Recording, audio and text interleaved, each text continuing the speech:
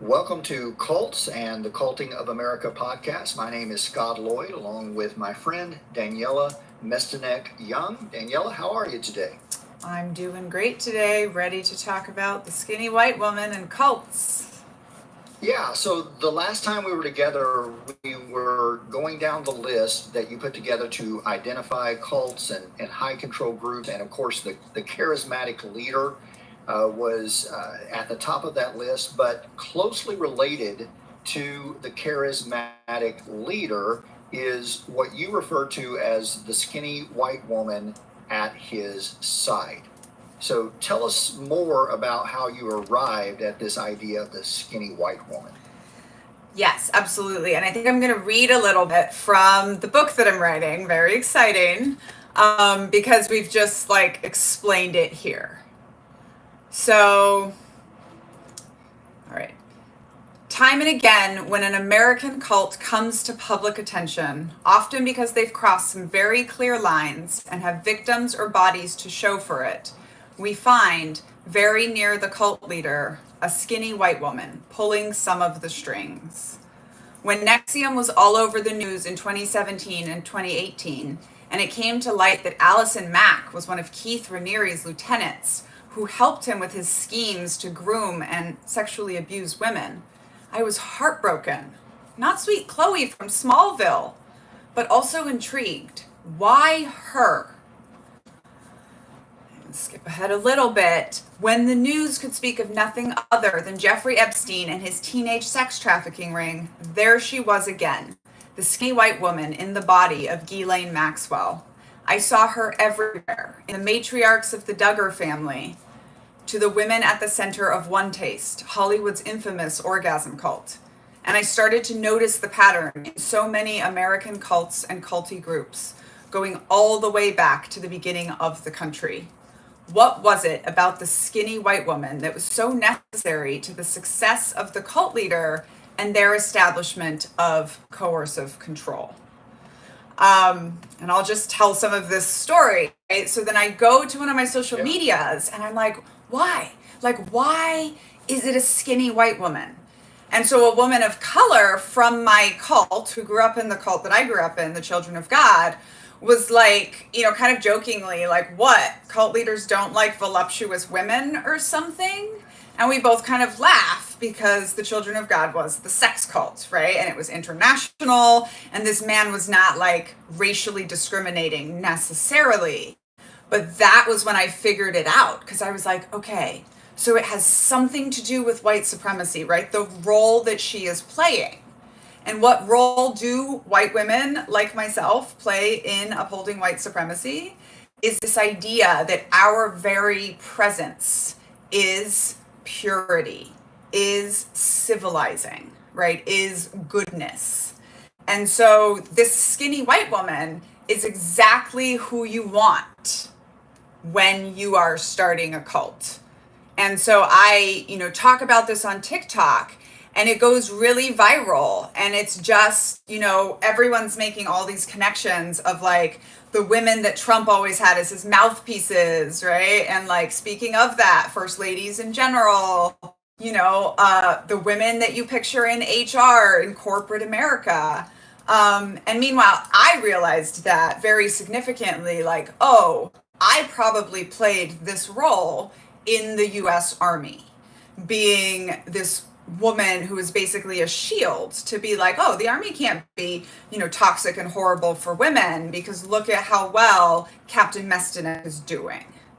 So I'm figuring all of this out around the time that I'm writing my book Uncultured, and I'm no, I'm done, right? Being the skinny white woman, I'm not being used this way. I'm going to tell the story. I'm going to get ugly. And I'm going to call out, the uncles and the colonels. And, one of the things that my co-writer and I say is that, a good white woman in America is supposed to be quiet, skinny, and a light shade of beige. And all of those have to do with upholding and whitewashing, right, the sins of the cult leader. So what do you think about this concept, Scott? I know you've read the whole chapter. And this is something that goes back a long time in the culture of the United States. The way that white supremacy and this idea of purity has shaped the collective imagination of people here in the United States and created this racial hierarchy. I know that you talk a whole lot, and rightly so, about how these particular groups police primarily the bodies of women. And it goes beyond, it certainly has to do with what they put on their body as far as clothing and makeup and hairstyles, but it also goes to the whiteness of what they are representing. And they associate this skinny white woman with their ideal of what purity looks like and what it should look like. Right. And this is why, it's fun for me on social media when people are like, well, why she got to be white? And I'm like, actually, I have 25 pages of research on this, right? Or people will be like, well, you're a skinny white woman. And I'm like, yes, the best person to talk about the cult is the ex-cult members, right? I like to be very clear that I'm not saying there's anything wrong, of course, with being a woman, with being white, with being skinny, right? But there are all of these things that we have as like the stereotype, right, of the skinny white woman. So my skinny white woman in cults is just the cult version of the white woman who whitewashes and upholds patriarchy, as you pointed out. And what's really interesting is I think there's another two types of tropes that we also see used sometimes in place of the skinny white woman, which is military officers, plus if they're also a skinny woman, like in One Taste Orgasm Cult, and celebrities, right? We will let celebrities stand in place of like fame we will let fame and money and celebrity stand in place of like charisma. And so often we see cults with this skinny white woman, with this military officer, or with this celebrity, right? Your Tom Cruise of Scientology, your Jeremy Spencer of Fleetwood Mac of Children of God. And it's like their job to whitewash the sins, to distract. Because as we talked about in the last episode, the charismatic authority doesn't necessarily mean the leader is charming and good with people, and often they're kind of bumbling fools in many ways. And it's these people that they place around them that confer validity and also distract everybody from what's going on.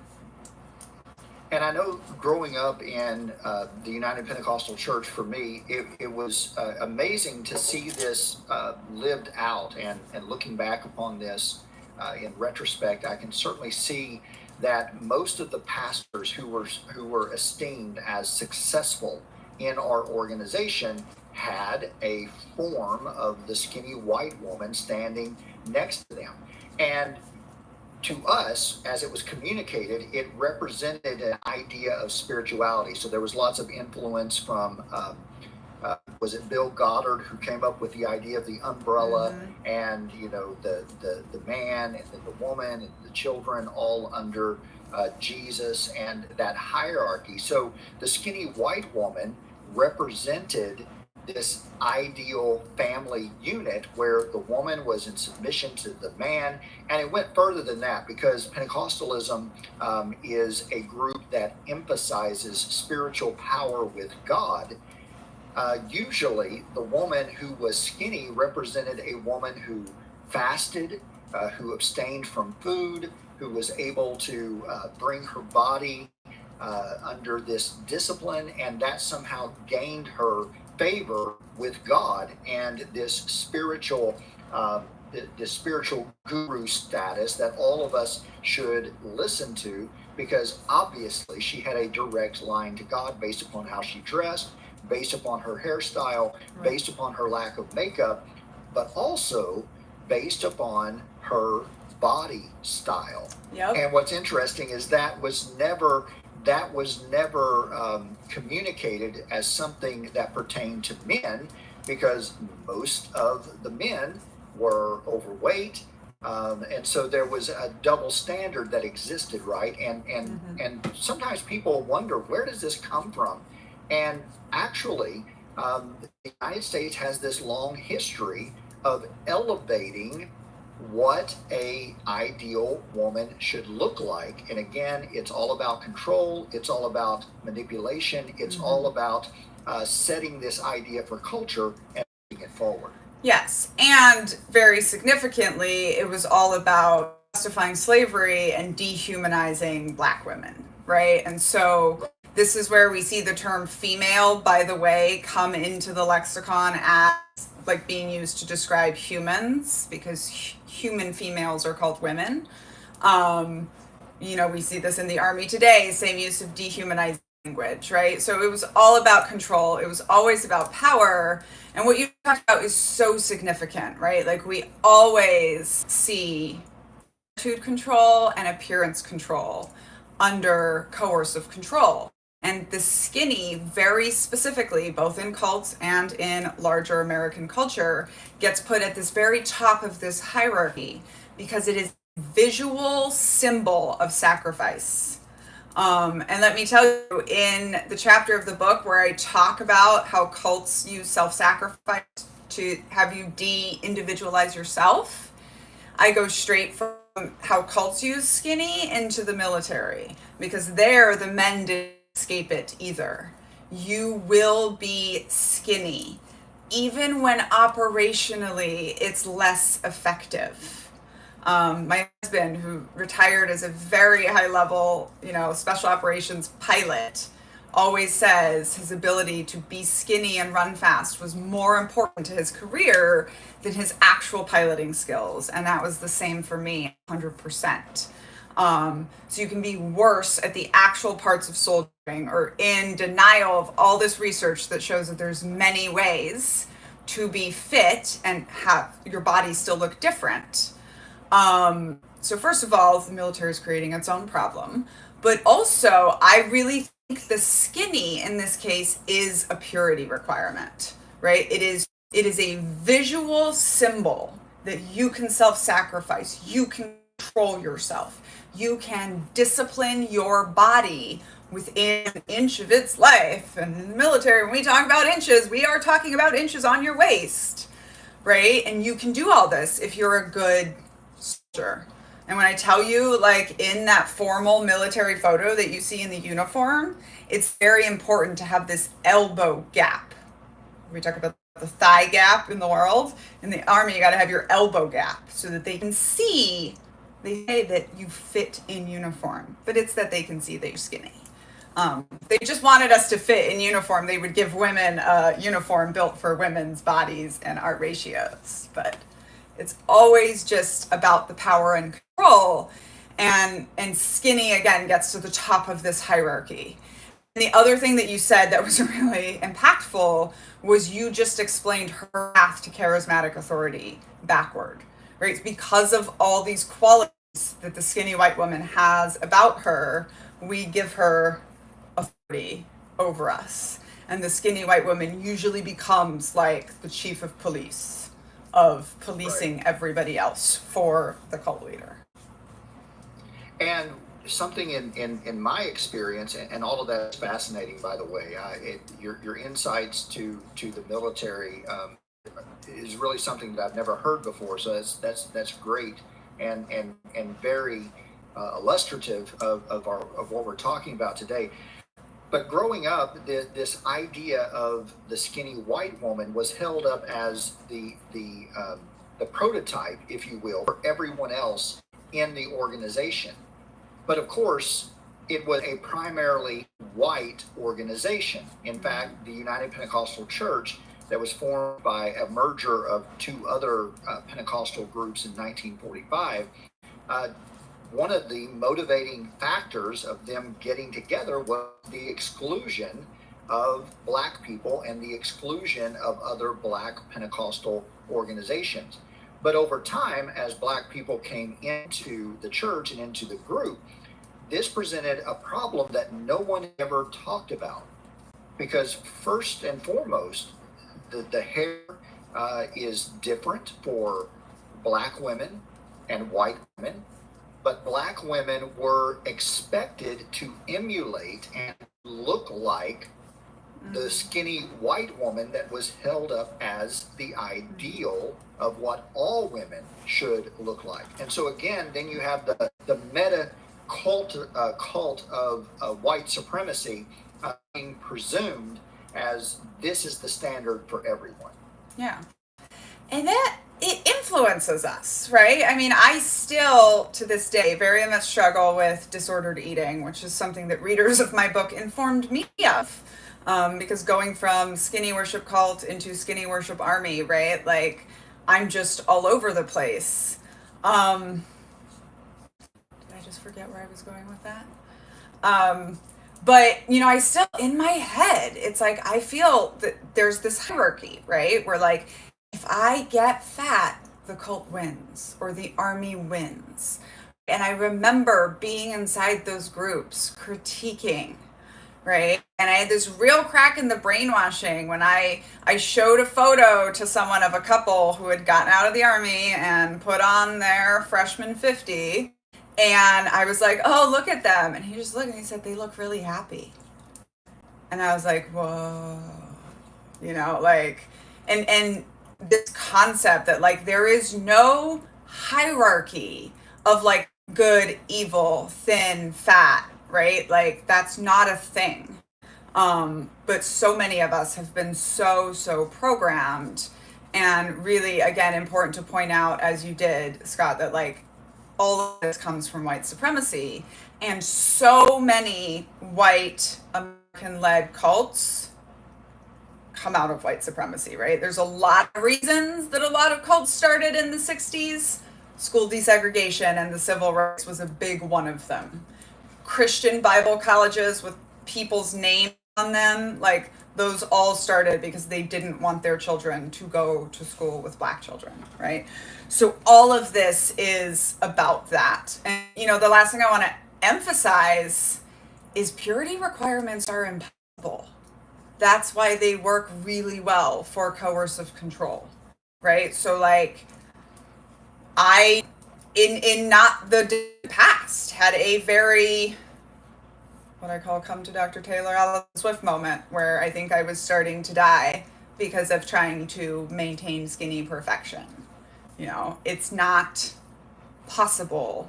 That's why cult leaders never follow their own purity requirements. As you mentioned, you know, the church are very big, but the women have to be so tiny. And one of the purity requirements does that is the most harmful is it turns us into our own jailers. You know, so in my example, I've been out of the cult for 20 years, out of the army for a decade. I am still jailing myself and trying to get through that hierarchy that I've been taught my entire life. Sorry to get all personal. And you raise a very interesting point, because this idea of purity culture, and lots of people are talking about that, or at least there are more conversations going on than what there used to be around this idea of purity culture, primarily as it applies to sexual behavior. But it goes beyond sexual behavior. It goes to the way primarily women look and how they carry themselves. But also speaking from a man's perspective, I know growing up in that purity culture, it also had an impact on me, right? Because I often tell the story that growing up in the United Pentecostal Church, I was faced with the dilemma of how do I receive attention, being the last born in my family, my parents being older. There was a lot of desire on my part psychologically for people to see me and to hear me. And so growing up in the United Pentecostal Church, I realized that I could either be very bad and get a lot of attention, right? The rebels, the sinners, the kids sitting on the back pew slouching during service, they got a lot of attention. They were preached to. But the kids being very good got a lot of attention as well. So I sat on the front pew. I was the Bible quizzer that did most of the King James Version to memory. I could recite it. I could give you chapter and verse, and I was steeped in that culture. But then it presented a problem for me when adolescence happens, right? Because my body starts experiencing all of these changes, And, one of the big things, unfortunately, in purity culture, as it was in my church, is that women are the subject of policing. Like, don't dress that way because you'll cause the young men to stumble. Well, I've got to tell you, in my church, they were covered head to toe, and I was still stumbling all over the place, right? Because it was something natural that my body was going through. But because of the purity culture, I was conditioned to believe that everything that I was feeling, everything that I was thinking, everything that I was experiencing as it related to natural changes in my body, something that everyone goes through, that somehow I was guilty of sin. And then you couple that, and you couple that with the idea that Jesus could return at any moment. And I'm living not only in guilt, but also carrying around this great anxiety. And you can imagine that if I was facing that as a young man, that what young women were dealing with was far worse. Yeah. Well, and this just underscores too that like the answer is never fix the victim, right? But the reason you feel so much guilt is because it's impossible, right? But they don't tell you that. So you feel all this guilt for completely normal things, and because of that, you are easily able to be manipulated, right? This is the same reason that the US government does background checks on people, right? Because if you have guilt, if you have hidden secrets, you are easier to manipulate. David Petraeus. But what you were saying was so interesting to me too, when you were talking about purity requirements, and it just makes me realize that like the black and white thinking itself that the cult relies on is also a purity requirement, right? And the way we do attitude policing is also a purity requirement, because you are either, in cults generally, you are allowed to be happy or wailing on command at the altar call or at the tap ceremony, right? You are not allowed to be any other gray attitude. And all of this is about making people more and more open to just absolute control. And you reference the wailing on command or being happy, and certainly in the emotionally saturated Pentecostal services that I experienced, especially during this time of the year. We're recording this in June, and it was summer camp time, and we would all be put in a van, right, and we'd be hauled off to this rural, secluded area, and we would do nothing during the day except there were two options. You went to church for 3-hour stints, and then you played softball or walked around and sweated in the heat and humidity and had the occasional snow cone. But then at night, right, there was another 3-hour Pentecostal service where everything was hyper emotional. And I joke, because they would tell hormone infused teenagers to abstain from any touching, from any kissing, from any contact of any kind. But then at the end of that emotionally charged service, we were encouraged to lay hands on one another and to pray for one another, and to do so in a way that was, we were whispering in people's ears, we were shouting in people's ears, and it was in another context, it was highly erotic, right? And it was something that definitely, in retrospect, was confusing. Yeah. Which, and by the way, so many of the tactics that are used to make you feel like you are having these spiritual or emotional breakthroughs are these very sensual, corporeal, as you were talking, I was like, yep, it's part of the pattern to tire you out all day long and then bring you into the emotions. Quick deconstruction tip for our audience. This is called, when cults do this, it's called emotional evocation. So if you grew up in a cult, you are probably very, very good at just deadening your emotions. The thing that we tend to not do, though, is have those moments of release. And so, I think this is why so many of us get out and we're like drawn to these like slow ballad type musics, because it's the praise music kink. Or like, when my husband was deployed and my literal area of expertise was ways that helicopter pilots die in Afghanistan. And this was 4 years, 6 to 9 months out of the year, he's over there. And I would just find myself like sitting in my car or something, just like listening to these really sad, soldier doesn't come home songs and just bawling my eyes out. And then I could like feel better and go deal with the baby and the life and everything, right? So this is one of those things that like, as we know it, we can do that for ourselves, and we can understand that we need to have this emotional outbursts and releases, right? Because once again, the purity standards are impossible. The other thing you talked about was like those of us that throw ourselves into perfection. And since writing Uncultured, where I go from growing up in a cult to being in the US Army, I have found that it's very, very, very common for kids from high control religions to go into the US military and the US government. And like across the board, we're like, yeah, it wasn't difficult. Like it was so easy for me to be the best runner in the same way it was for me to be the best sword drill memorization verse finder. That skill comes in handy now when I'm trying to find parts in my own for a live audience, let me tell you.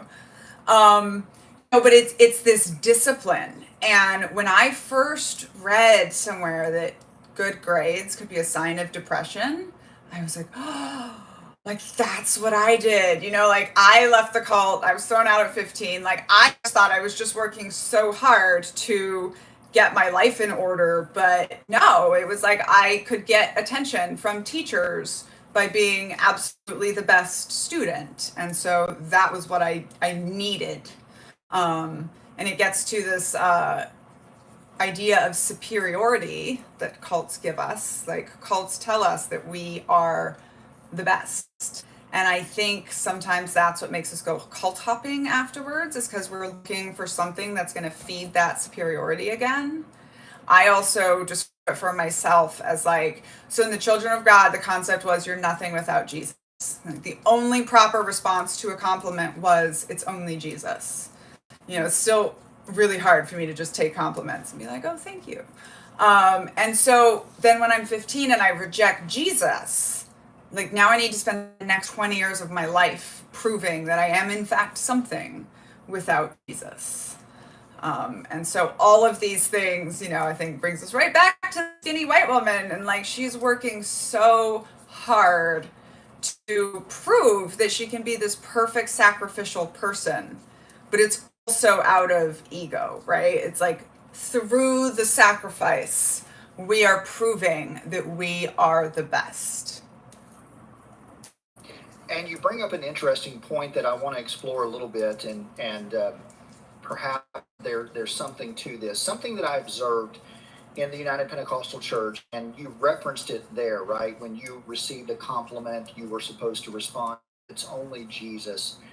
I often saw people, and this could apply to men or women, but obviously because of the culture and the cult dynamics, it applies primarily to women. If there was a woman in the group that was naturally beautiful, that met all of the constructed aesthetics, that we apply universally to beauty, like symmetry and color and tone and all of those particular standards, often they received a type of persecution as well, especially if the skinny white woman at the top felt somehow threatened by the dynamic going on here. And so it's almost a bell curve. What they were aiming for, it seemed like, was a homogeny. They wanted everyone to look alike.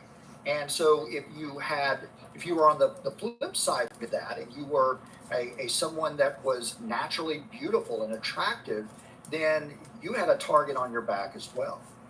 Yes, and you get like a super nuanced point here, is that the whole point is uniformity. right? So the stereotypes is always cults have uniforms. You know, we thank Heaven's Gate for that one. And people be like, nope, not a cult, don't have uniforms. But there is a uniform appearance, right? Very much helped by the glassy-eyed, stay in your ability to fool yourself gaze. But like you said, when somebody stands out, that's the problem, right? So get this, in the military, right? Okay, so in the Children of God, we had whatever rules we had about clothes, but then we also had like this very vague, ambiguous, you can't be trying to look cool. And basically, you're trying to be cooler than Jesus, right? And so, which is so ironic because there's this rap video of me as a 10-year-old rapping apocalypse Bible verses, looking very cool and would never have been allowed to dress like that. And then in the US military, right, they have hundreds of pages of appearance regulations for exactly how you must look. And then they have their catch-all ambiguous, anything the commander decides is too faddish. And so I literally used to get told that I had to redo my hair because it looked too good, which is what you were saying, right? And so basically, like, I have naturally curly hair. I discovered before my second deployment as an Army captain that a lot of the frozen hairstyles meet Army regulations and are much easier on the head than a bun for so many reasons. And, because I have curls spilling out of whatever, I would get told, like, oh my God, that looks like an updo. How long would that take you? And then anytime a leader was upset, they'd just be like, nope, redo it. It looks too good. It looks too faddish. Which this also goes to my theory of any arbitrary regulations or legislations are used to oppress people without power. But, back to the concept that hair control is very, very, very important in appearance control, but also, yes, like you are not supposed to stand out, which in the Army, by the way, means you are supposed to look like a World War II G.I. Joe who is 6'2", blonde with blue eyes, jaw that can cut glass, and is a helicopter pilot. And, I love the one of those that lives in my house, but every demographic you are away from being a Tom Young, your career is harder. And when men don't understand this, I just lean in and say, you're short, right? And they get it pretty much immediately, right? Because our entire world is built for you to be 6 feet tall. And so if you've been in something like the military and you are a man who's 5 anything, you know that your career has suffered in comparison to my husband because of your shortness. And that is true, again, just like every demographic piled on. And so I say, for women, we fail the cult test on day one because we stand out from day one because we have been held to be in such a minority, and because they don't shave our heads. And, in a closed society, the other becomes the enemy. And in the US Army, our doctrinal job is to find, fix, and finish the enemy. So I trace these lines a lot, right? From like your hair being different to rape culture are right there. And it's all part of this control. I'm going to end this rant with something else you said, which was the gender policing, right? So in these white women that are policing like the gender roles, and we always see this happening in all kinds of cults. And I'm pretty convinced that is because coercive control is patriarchal and is therefore like always must have your gender roles. And the US Army's attitude is, y'all asked to be here, but we don't want you here, but now that you're here, you better be proper effing women. And one of the functions of the skinny white woman at the side of whoever the leader might be, especially in these cults, you're right, it's based on patriarchy, because one of the functions of that skinny white lieutenant side is to enforce the wishes of the patriarchy.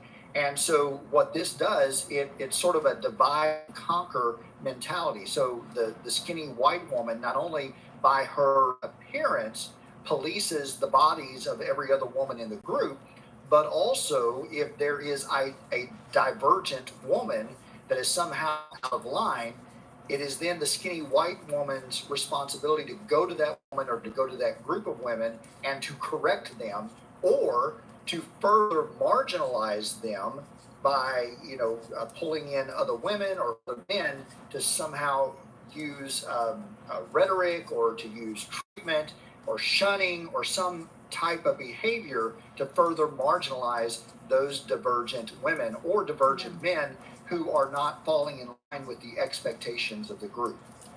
And what you said was so important, right? Because that is the lieutenant's job, right? In a military unit, the commander is the strict, tough, scary one. The lieutenant is the one that everybody loves, the XO, and their job is to be the enforcer. And this very much jives with a message that Black women are telling us right now, which is, hey, yeah, white ladies, like, we all choose the bear because the men are our worst predator, but you're sleeping in their beds, right? And so I personally take this as a very personal challenge, and it took me 7 years of effort to radicalize the person in my bed in like a full-fledged feminist, and now we are working on the anti-racism, which, by the way, y'all can check out my other podcast, Hey White Women, that I'm creating with a white woman whisperer to deconstruct white supremacy, like the cult that it is.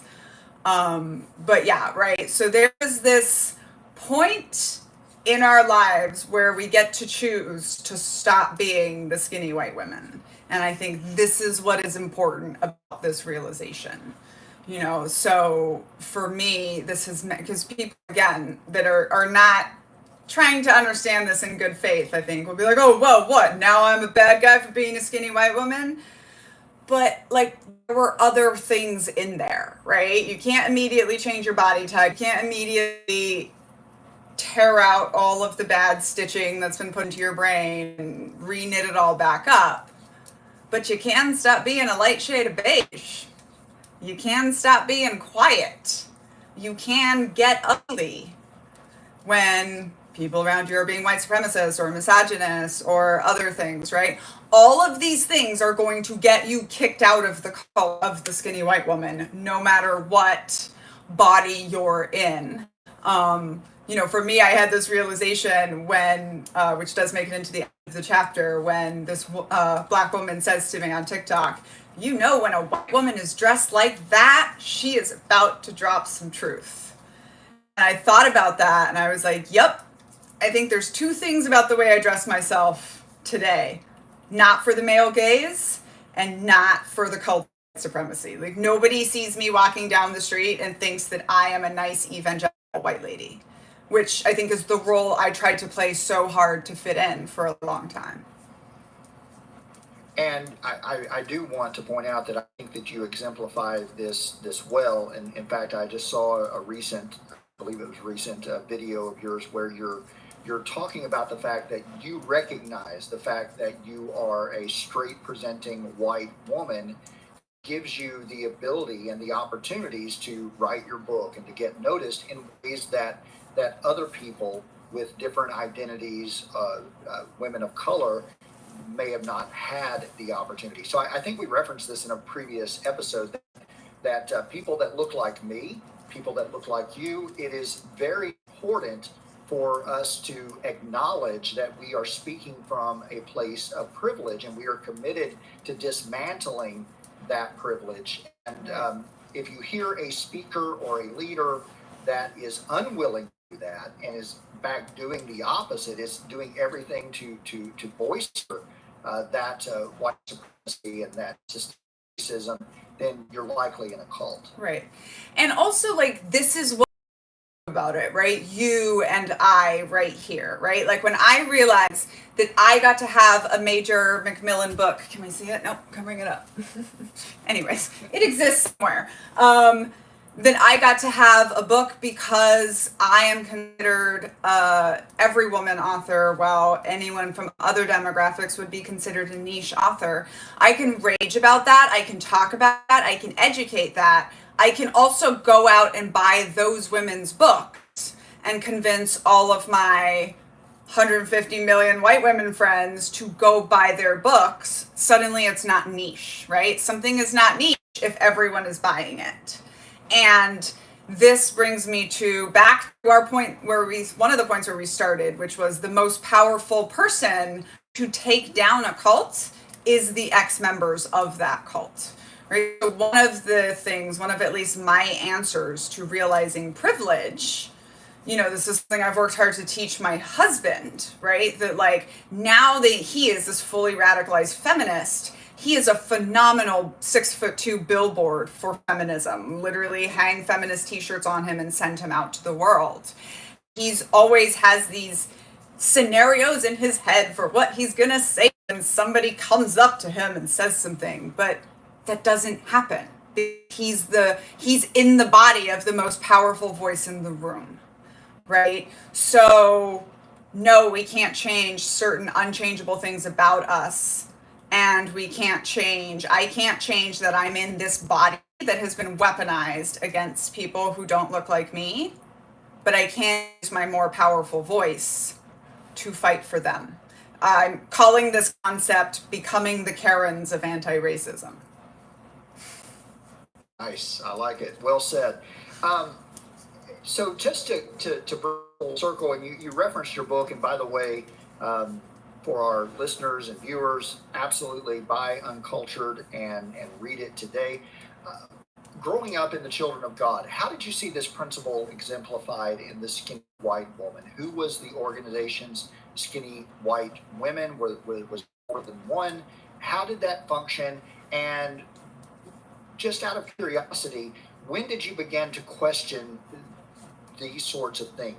That one of the primary thoughts that you had about the way that women are treated? I know growing up in the United Pentecostal Church, for a lot of us that exited that group, one of the reasons, the primary reasons that we left initially and got into this world of thinking about it more deeply was immediately we saw, hey, women are being treated differently than men. Expectations for women are different than men when it comes to dress and style, all of this, and it's just ridiculous. And so that's one of the reasons that a lot of people exit, at least initially. So what did that look like for you in the Children of God?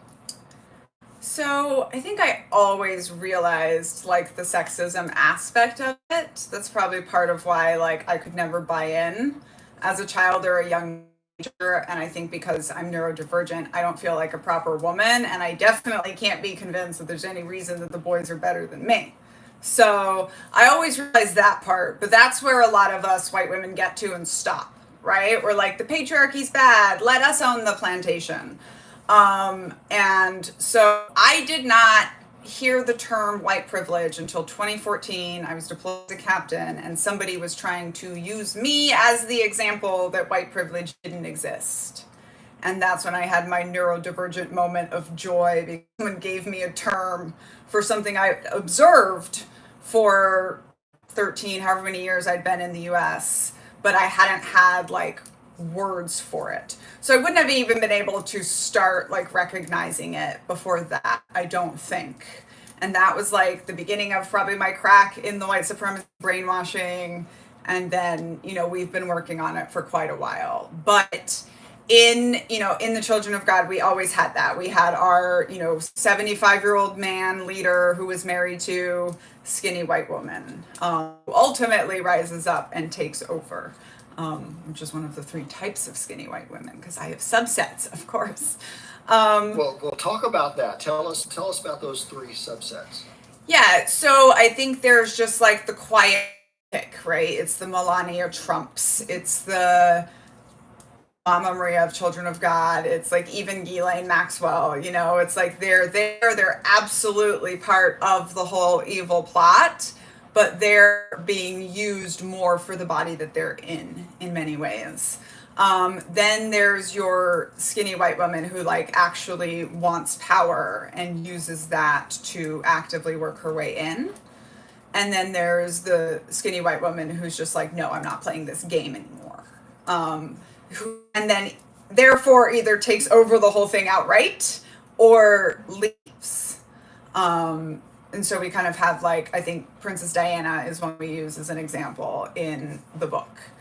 And so, yeah, so, but, you know, we had, so our head skinny white woman, but then also, you know, the woman who wrote the Davidito book, which was basically manual on pedophilia, who was like the big, probably second in command woman in this 10,000 person cult, you know, former Dallas cheerleader, who somehow was always permitted to have blonde hair, even though we didn't dye her hair.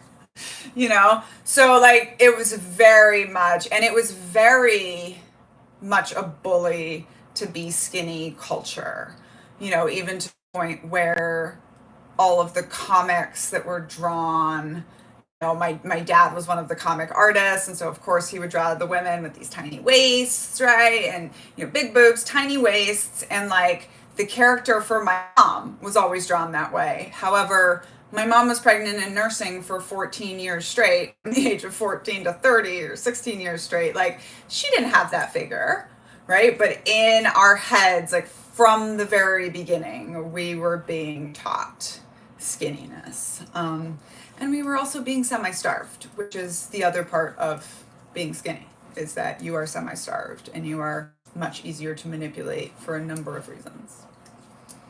Was that put in context of fasting, of going without food for spiritual reasons, or was it just food withheld? Yeah, it was just food. It was just food control. There, in my opinion, there was definitely a sexism angle to it. I still eat very quickly. I've had multiple boyfriends be like, I promise I'm not going to eat your food. But that was my safety in the cult, right? Because if there was one piece of chicken for everyone, someone took two, and now this uncle or even older boy doesn't have a piece of chicken, they're going to take it from the 7-year-old girl. So you learn. That's something I understand would have been beneficial in the Army as well, huh? I mean, this was the same in the Army, and the Army does it through controlled time for eating. But in basic training, you're given 3 minutes to eat. And when I tell you I studied this, Scott, I studied the fastest ways to shovel food into your mouth, which is sandwiches, by the way. Bread, spaghetti, sandwich, everything sandwich, shove it in your mouth. And I cannot do it. Every time the Army owns me, whether that's a training or a deployment, I end up on the seriously underweight, needs extra rations program because it's impossible. And so we grew up very, very food controlled, which is another, you know, thing that cults do. And this has had a lot of lasting effects in my life.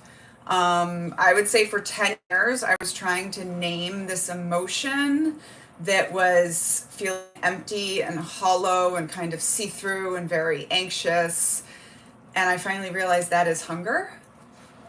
And what I have been taught is hunger my whole life is starvation pains. And, you know, part of the struggle, I'm like, well, neurodiversity, I lose my triggers for food when I get anxious. But part of the struggle with me is both from cult followed by Army. My first reaction when I feel hunger pains is breathe through it, you know, because that is the way I had been trained for basically 28 years of my life. What is the best way to combat these ideas? Because so many of these ideas have found their way out of the cult.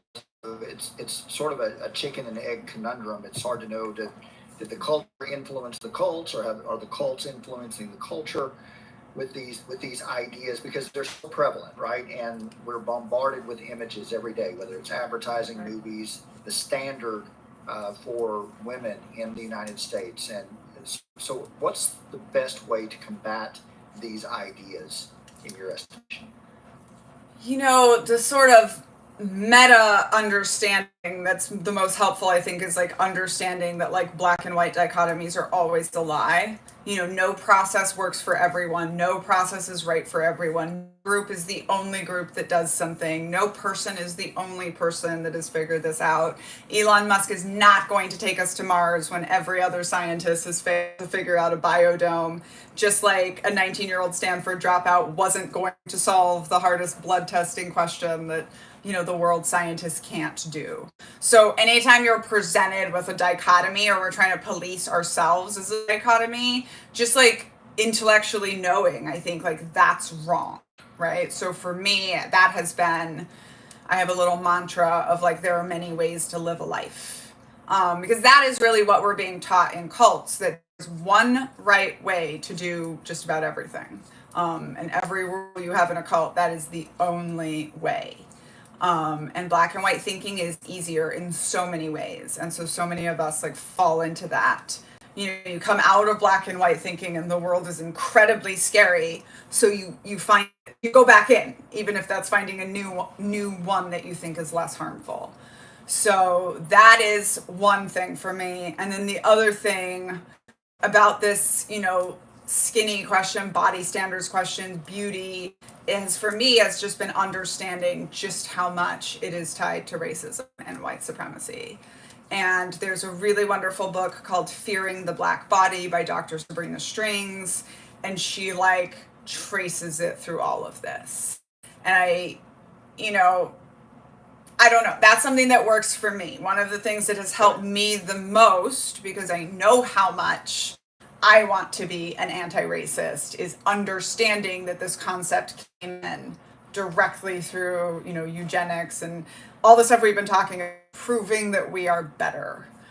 And then one that my therapist tells me, but I don't know, is just like, you understand that you're doing this as an FU to the cults. You are eating as an FU to the cults. You are being ugly. You are being all the things you're not supposed to be, which is very difficult because society also tells us we're supposed to be that. So those are my main tips. And speaking of FU the cults, I'd be remiss if I didn't mention your T-shirt that you're wearing today. She's a Jezebel, and maybe for those that don't know, at least in my experience, Jezebel, this woman that is depicted in an Old Testament story as someone who puts on makeup with the express desire to seduce and to derail the efforts of quote unquote the man of God, Elijah the prophet, and to seduce her husband, the king, and all of these issues. I've often wondered if that story had said that Jezebel took a bath. Would that have been the thing that bad women do? Right? They take a bath. Right. But in our experience, it was you can't put on makeup because that's something a Jezebel would do. And yeah, so and now this idea of a Jezebel is any divergent woman that does anything against the system. Exactly. And that's what keeps the skinny white woman in line, right? So in, evangelical or a lot of Christian traditions, not JW and not Mormons, I don't think, but that Jezebel literally is used, right, as the threat. Because if you're the woman that's intentionally acting out, you're the Jezebel. But even if you're the woman that's just standing out because of natural things that you can't help, whether that's appearance or personality, like you're the Jezebel, right? And that is the weapon. So I have a lot of shirts actually, and if you like any of my shirts, you can always get them. The links are below. I'll try to wear a relevant one for episodes as I can. But I have shirts that say backslider, which is what we called people that left the cult in the Children of God, or systemite, which is what we called the outsiders. And I think part of all of this is understanding that the cult's threat is not real. Being a Jezebel is as much of a personality trope that you don't have to choose as a skinny white woman. And, and also if you do choose this, there's nothing, necessarily harmful either. But yes, she's been very much the demonized, right? Jezebel, Eve. I have a t-shirt that says, Delilah, get your scissors. And I have something about Eve in the Bible, but I can't remember it right now. But yeah, I And, think you know, part of this owning idea, owning these terms, right, and just being like, yeah, right. your threats don't hurt me anymore, has been like kind And of helpful for me. absolutely. And there's something about Jezebel, you know, it's even evolved now in evangelical circles where it's a condemnation of men, right? So now they call it a quote unquote Jezebel spirit. And I'm like, you know, these internet pastors that get up and call a group of men, like one did recently, as having a Jezebel spirit. I wonder, why can't you just call out the behavior of men instead of weaponizing uh, the behavior of women that you see as bad and evil, and then turning that on men? So that's another function of patriarchy. Yeah. And you know, that's really what's at play here is that like when you have a hierarchy, each group is invested in holding up that hierarchy because they don't want to slip down a rung.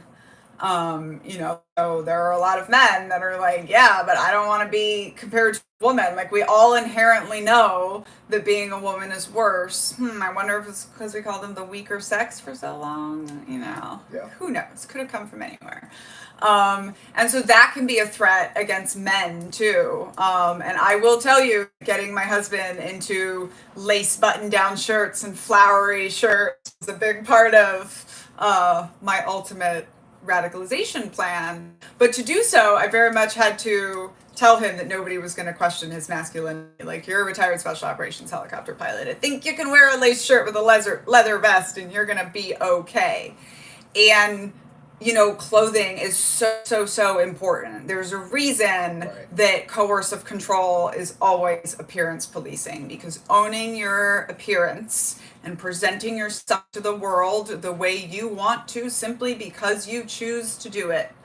You know, I'm going to go out after this dressed exactly like this. And people are like, why are you wearing this? Like, because I woke up and I was the adult today and I realized I could decide what I wanted to wear out of my closet with no rules. So I did. And just that, right? The clothes you wear absolutely change everything about the way that the world reacts to you, the way that you react to the world. So realizing what the rules were, what you were being policed for, and then kind of doing the opposite of that is a really constructive thing that you can do for deconstructing. Like, it's not all just rebellion and acting out. Like, there's some of this that is very intentional that we can all do to rip out bad stitches that the cult folks put in our minds. Well said. And on that helpful note, I want to encourage all of our listeners and viewers again to follow Daniela, go to her online store, purchase a t-shirt, get the book Uncultured, educate yourself, because that's one of the best ways to combat these particular groups. Educate yourself, prepare yourself for what's out there, and develop that critical thinking. And do us a favor, if you like the podcast, which what's not to like, make sure you hit that button, like it, subscribe to it, share it with a friend, leave a comment. That helps us gain an audience here on the podcast, and we're very appreciative. Daniela, thank you so much as always. Thank you, Scott. All right, for Daniela Mestenek-Young, I'm Scott Lloyd. We'll see you on the next episode of Cults and the Culting of America. Quick break. I have to go put on a different shirt. Sure, take all the time you need. Because we're going to do Transcendent Mission episode now, yeah? Yeah, No, that Sacred has to do Assumption. Sacred Assumption. worldview Yeah. and sacred Yeah. assumption. Okay. Okay. I'll be right back. Okay.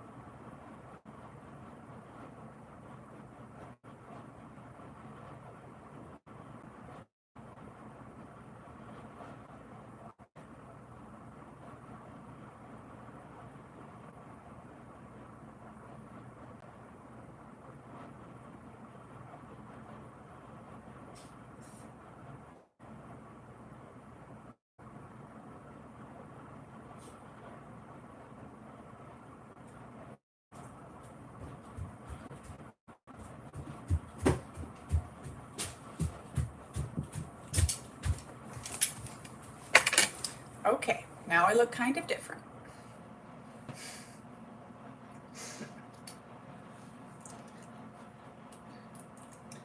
This is the best shirt I could think of for worldview. I like it. Okay. All right, you ready to carry on? We are ready. Okay. 2 in a row, y'all.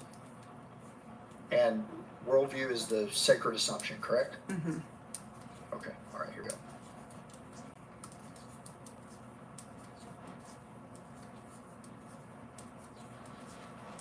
Welcome to another episode of Cults and the Culting of America. I'm Scott Lloyd, along with my friend Daniela Mestenek Young. Not only is she my friend, but she is a scholar of cults and extremely bad groups and extremely bad leadership.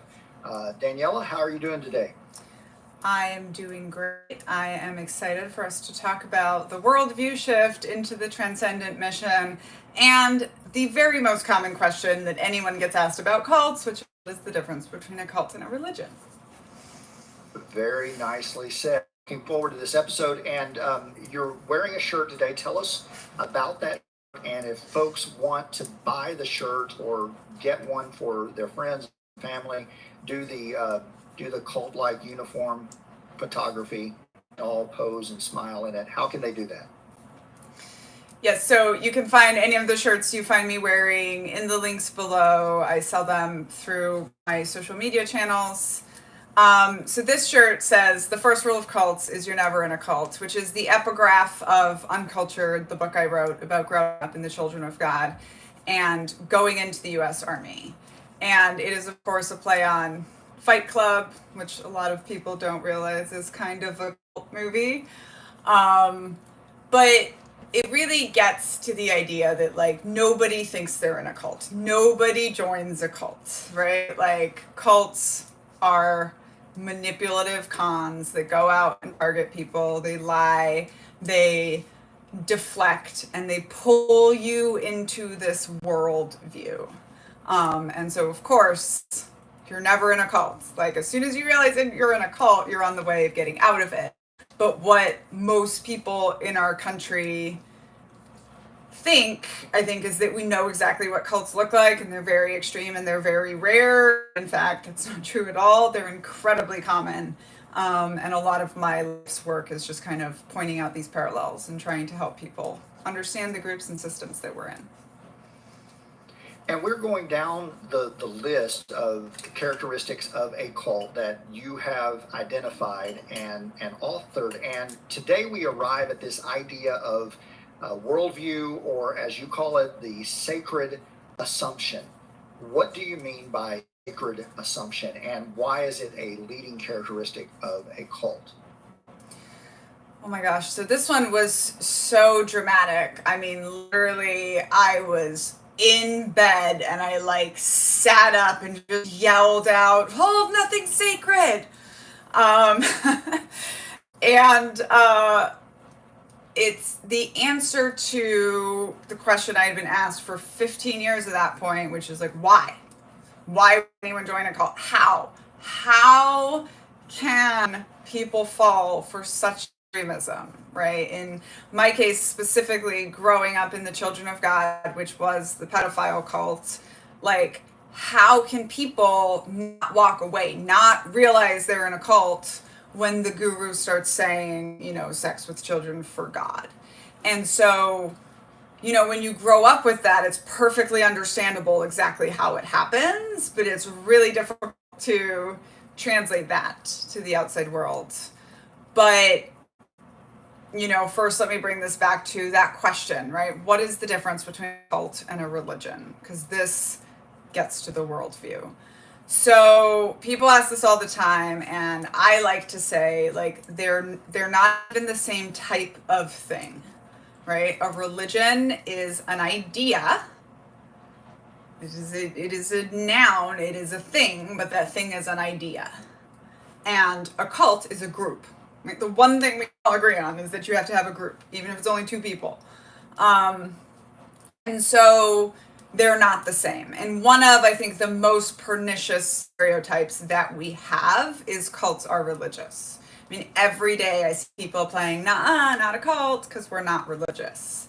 And I think that part of why Nexium went on for so long and told so many people not religious. Part of why large group awareness trainings, your your EST, your life something, and your anything that ends in Oni Robbins, right? But they're not religious. So how can they be culty or cults? And so first of all, it's like not a thing. A cult does not give you a religion. A cult gives you a worldview. The cult leader generally spends decades forming this worldview, and then in order to be a member of this group, you must adopt that worldview. It's not presented to you that way, of course, but it is in fact true, and we can see that once we've had those experiences. And the entire worldview is generally held up by the sacred assumption. So in the Children of God, the sacred assumption was that this random white dude who'd failed at everything in life was the prophet of God. And as long as you believe in that sacred assumption, you can justify anything. So sacred assumption, which is step 2, right after charismatic leader, ties very closely in our list to step 10, which is ends justifies the means mentality, right? And it's right before you're precipitating your own apocalypse sometimes. So super important. And the sacred assumption doesn't necessarily have to be theological in nature. It could be anything that has to do with life, if you're pursuing wealth, if you're pursuing status, if you're pursuing power. And that's what all of these groups that say, hey, we're not a cult because we're not religious, that's what they offer. Right. They offer this world change or this fulfilling life or this flourishing existence. Right. So in Nexium, the sacred assumption was that Keith Raniere, another failed white bro dude, was the smartest man on earth. Right? In the U.S. Army, I think the sacred assumption is that the U.S. flag is worth dying for. Like, you must believe that if you are going to be successful in the United States Army.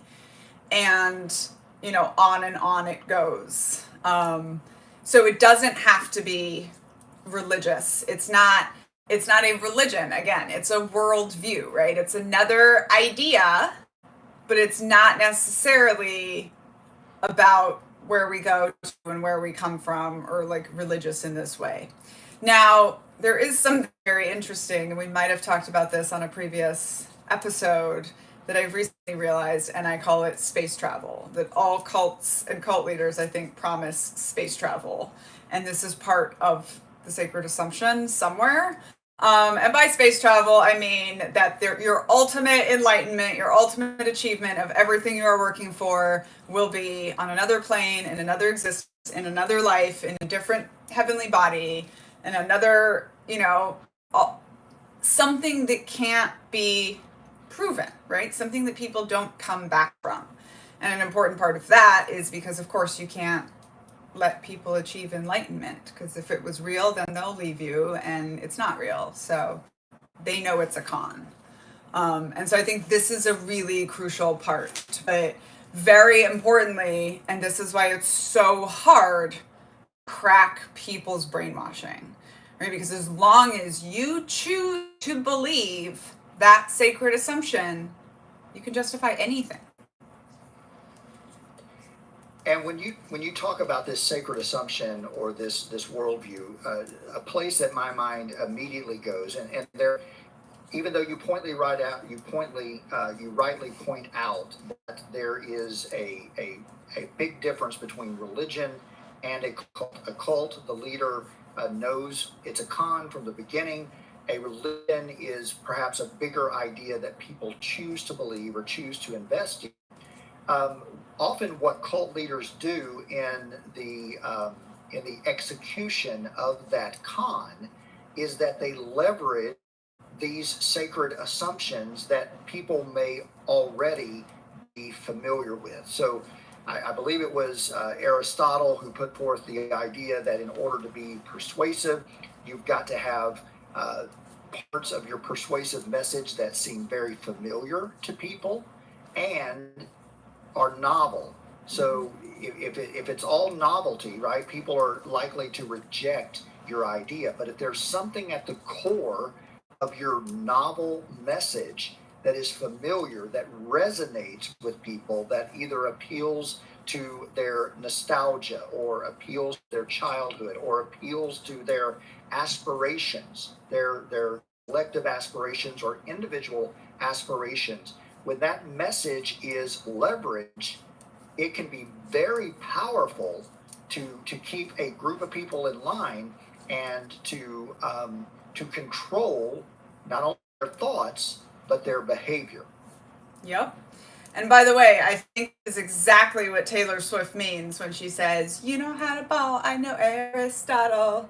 It's just another line, and she drops many of them that, like, she knows exactly what she's doing with emotions. So yes, we've been knowing about charisma for a long time. And certainly a lot of these cult leaders like know how to pull these strings. I think just in general, like, always be wary of people who know a lot about bad leaders, because that means they also know how to manipulate you and how to pull these different strings. And that's one of the things we usually see when we look into these cult leaders' backgrounds, is that they have been figuring this out for a long time. And I don't agree at all with the stereotype that it's not even a stereotype, it's said all the time. It started off good and then it just turned bad.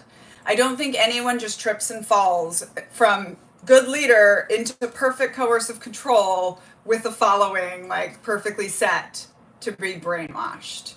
And when we look, I said this recently on Threads, and somebody was like, well, I don't know. I don't think Jim Jones had bad intentions.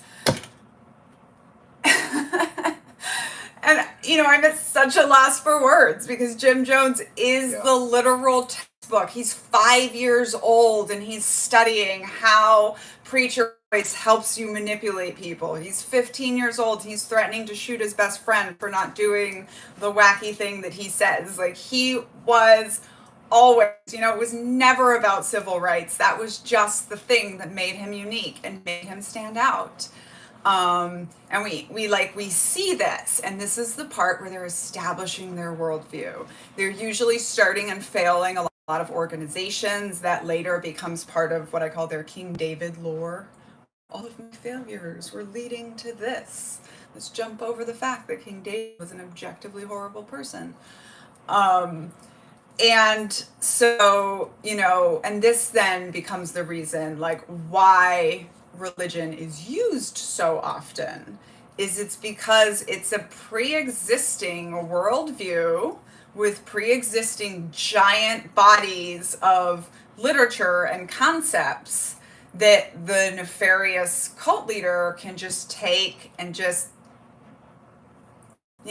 there's a reason that toxic CEO that you hated made you read like 7 Laws an Hour, or How to Influence People, Make Friends and influence people. And it's like they're taking this thing that already exists and they're putting it on you with their tweaks and their spin and their worldview.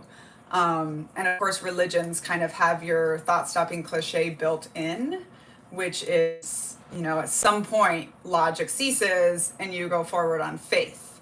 And so that in itself is not a bad thing, but nefarious leaders that have been working these weapons since childhood, like, really know how to use that.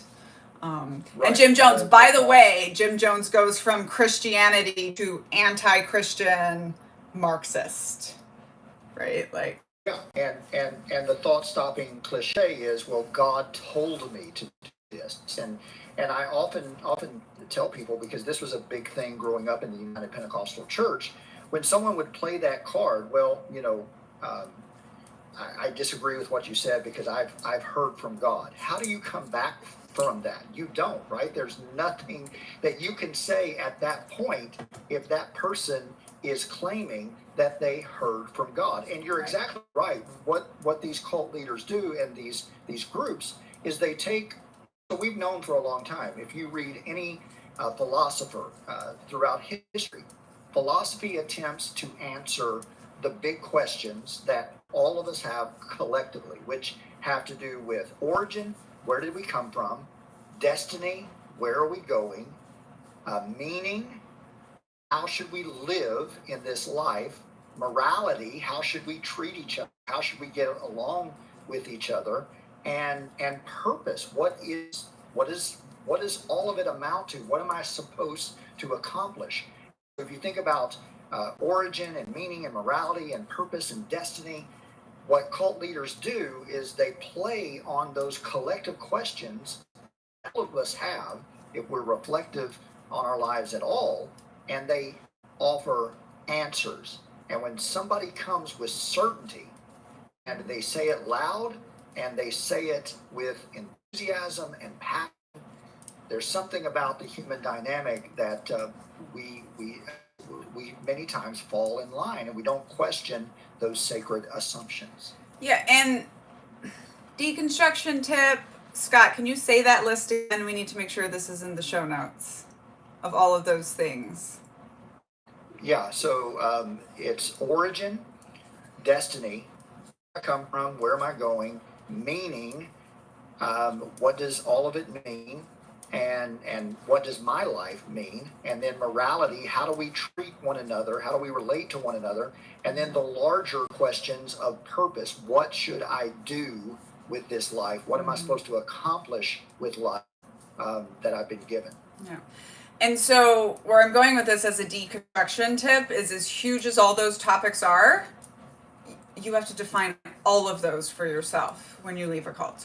When you leave a cult, you're ultimately rejecting a worldview, right? This is how we leave the cult of white supremacy. We reject that worldview. So, my 3-part model of deconstruction is you have to have the cult and the brainwashing and wake up and physically and mentally leave. And then you have about a decade that starts when you start it of understanding why you were in a cult and what impacts it had on your personality and identity. And then you have the 3rd phase, which is moving forward with no models. And one of the things that is so overwhelming and is such a hidden exit cost is you lost all of that, right? And you have to answer these giant questions that have kept literally every philosopher up at night. And so one of the things I always tell my audience is like, look, you can build anything without a framework. It's just harder, right? And you've lost your framework. So you now have to go back and build a life without that framework. And this, by the way, is why we're so at risk, I think, to topping afterwards, because we'd be like, well, that one was bad, but this worldview seems great. I fell into CrossFit and paleo for a while because I was rejecting the worldview of the skinny white woman and the things I'd been taught, but I was looking for another system by which to live my life, that had these black and white rules that I could just easily follow. And all of that. Yeah, and that's something that I experienced as well. I often tell people that my deconstruction is still ongoing, right? Because I left the United Pentecostal Church in a rather slow fade. And when I say slow fade, I'm aging myself a little bit.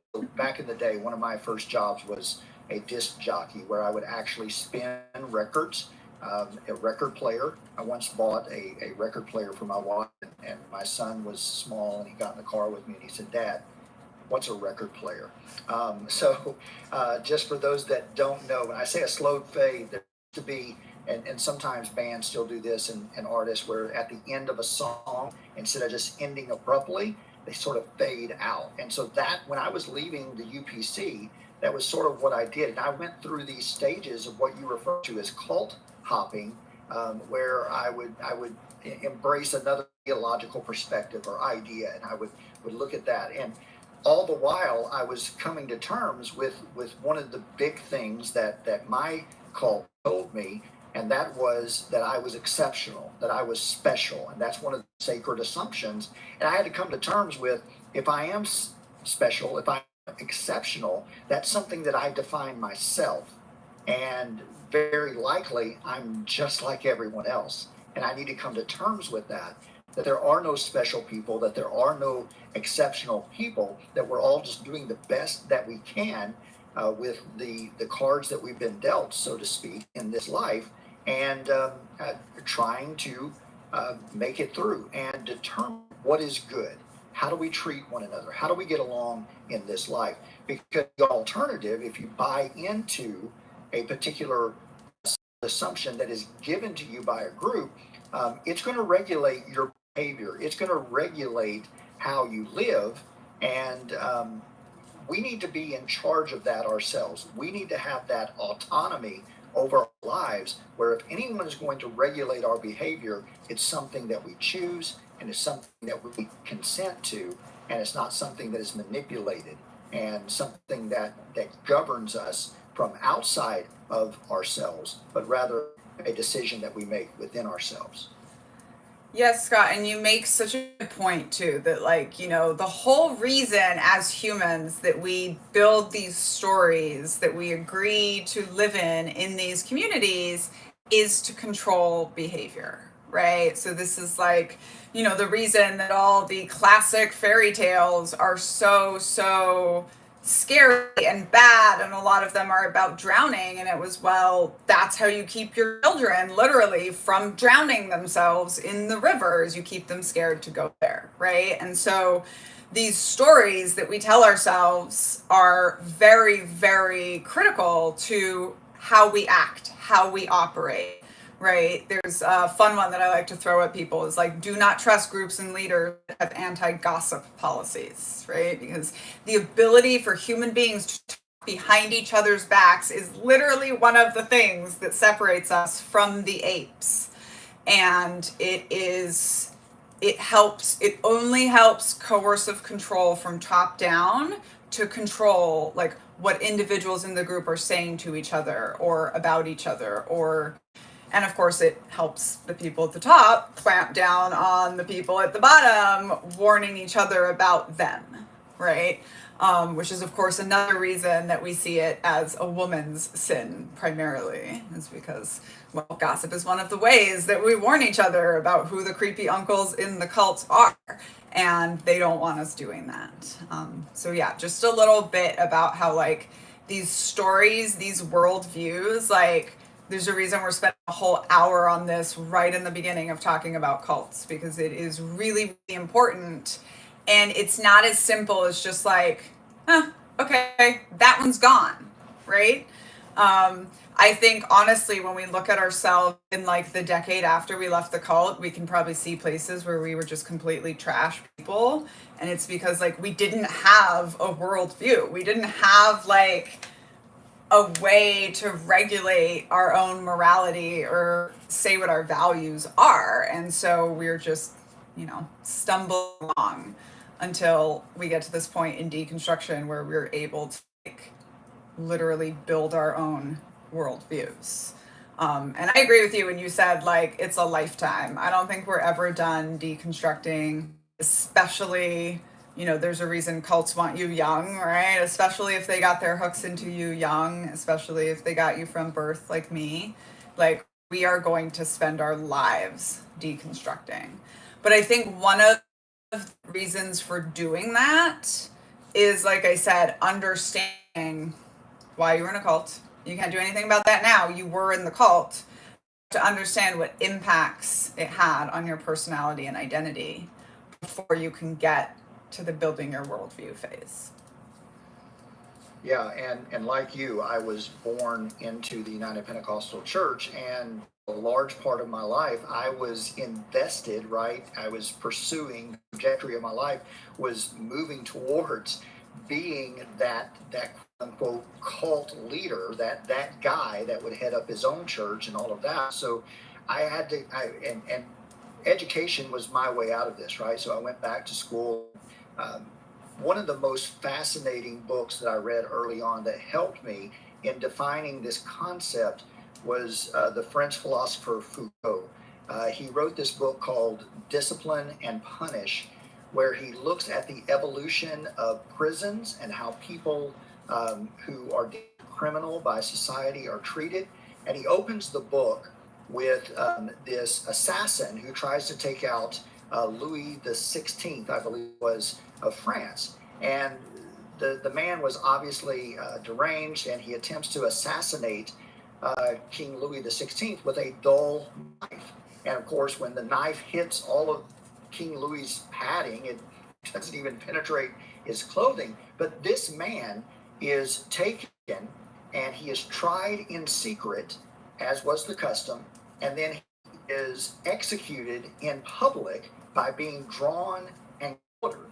And so his limbs are tied to 4 horses. They all move in the opposite direction, and he is torn apart literally. And this doesn't kill the man. There's still a lingering after his death, and of course, all the masses are watching this. And what Foucault says is that this had the opposite effect. So these public executions made people rebel, and so they had to come up with some better way of dealing with divergent people in society. So they came up with a prison, and the prison was regulated, right? You get up at a certain time, you go to bed at a certain time. They had you busy all day, they had you working. And then one of the most extraordinary evolutions of the prison system was the architecture design of the panopticon, where you have the guard tower in the middle and the jail cell that surrounds it. So all of the prisoners have this illusion that they are being observed 24/7. And so if you feel like you're being watched, then it regulates your behavior.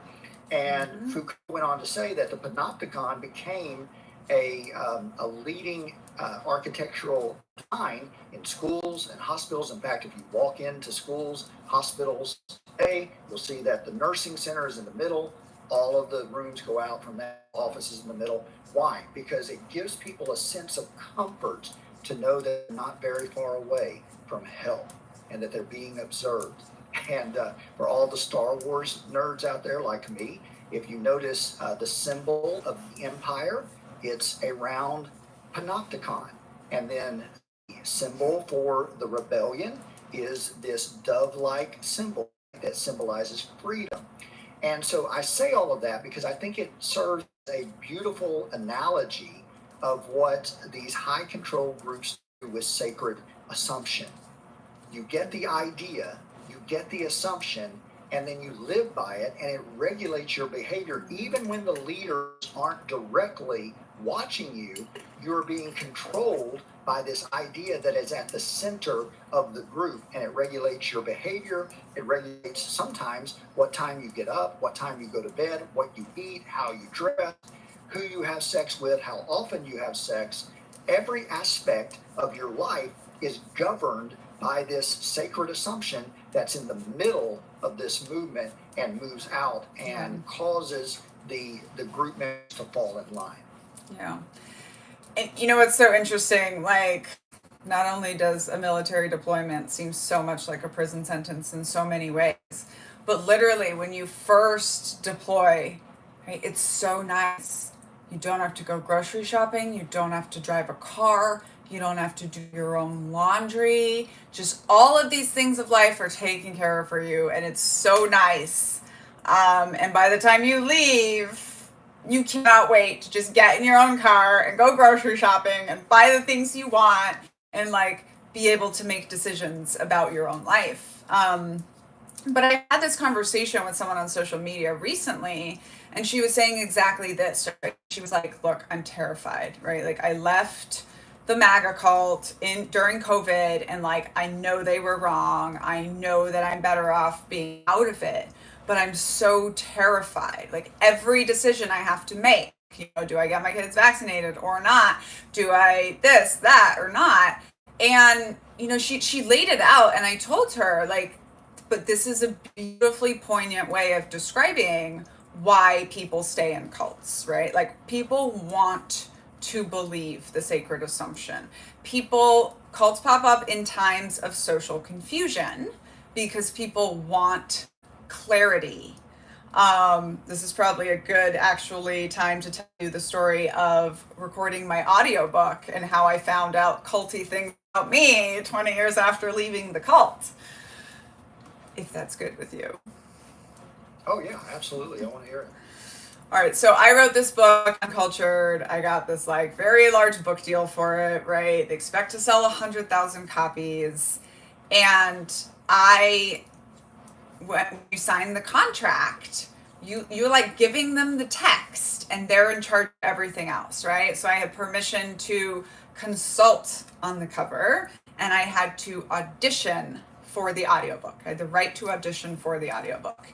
And I was convinced. I mean, Scott, I was like, there literally, quite simply, just is no voice actor on earth that can do cult language, army language, Brazilian Portuguese, and Mexican Spanish with a Benga accent and also say First Lieutenant Daniela Mestenek without missing a beat, right? It has to be me.